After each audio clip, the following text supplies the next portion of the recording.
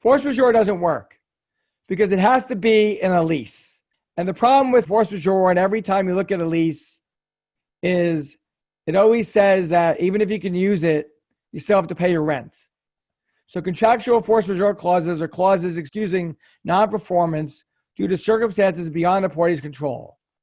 New York courts have narrowly defined the scope of force majeure clauses and have only excused performance when they have contemplated a specific event that is claimed to have prevented performance. So the main key for the commercial tenants is to get out of rent. New York force majeure clauses do not excuse rent and therefore are not much help during this pandemic. Force majeure is a complete loser. There was an Illinois case. If you read the lease, you'll understand a little bit of why they did it, where they found force majeure to help the tenant in Illinois. In New York, we don't actually follow other states because we are very egocentric here. Force majeure is not going to help you. Impossibility performance occurs when an unforeseen event changes things such that the promise or condition no longer can occur. Impossibility must be produced by an unforeseen event, such as an act of God or by law. So that's going to work for many events that happened during COVID, but that's not going to be your regular landlord-tenant situation that we're talking about, or lender-landlord-tenant situation.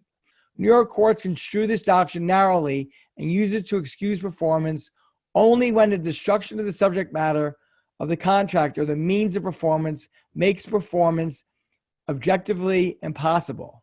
I think that for impossibility of performance, this is going to be easy for concerts and events or anything that blew up that you just can't use. It's going to fit in there. Frustration of purpose. This is the weapon that you should be using most in your cases if you are a commercial tenant. If you're a landlord, this is the one you should be most afraid of. This is the best time to be using this because it hasn't really worked in the past. The purpose that is frustrated was a principal purpose in making the contract, such that without it, the transaction would make little sense. Number two, the frustration of purpose must be substantial.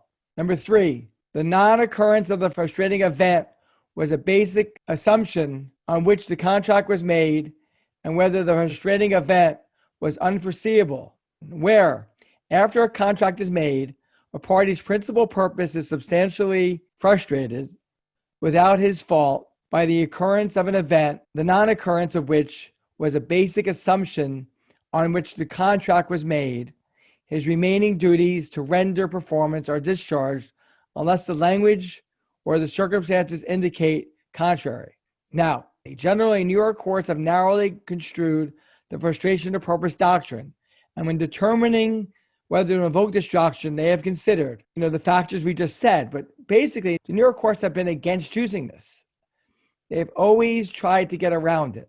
And if you haven't reached that it was the principal purpose of the contract, that you could not have predicted it was going to happen, and that the frustration of purpose, the event that happened, is substantial and it was not foreseeable. If you don't hit those, you've got a loser. And courts do not like seeing it. But the facts of this crisis really fit this mold. This is the one that works, except for one thing.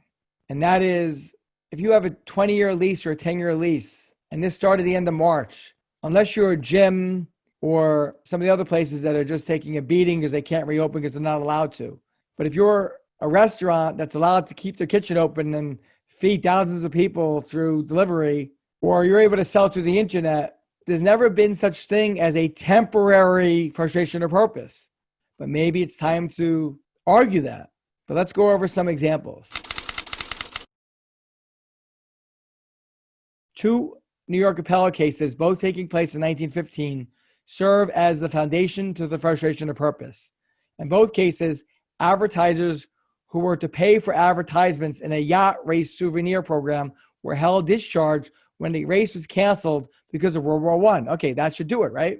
Because World War I canceled the yacht race, everyone got their money back for this advertisement. But let's get into more interesting ones. Appellate Division First Department, 2004.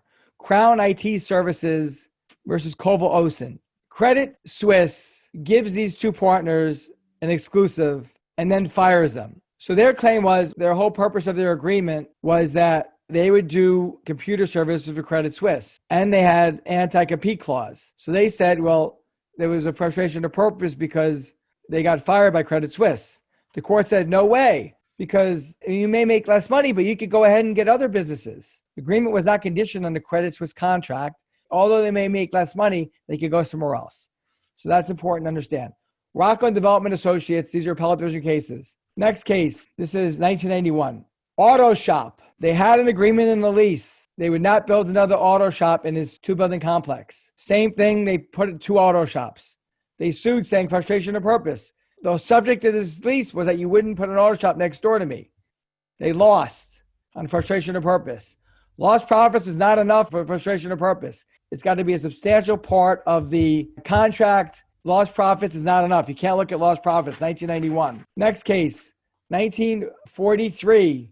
This one I like a lot because it's a lease. Robizek Investing Company versus Colonial Beacon Oil.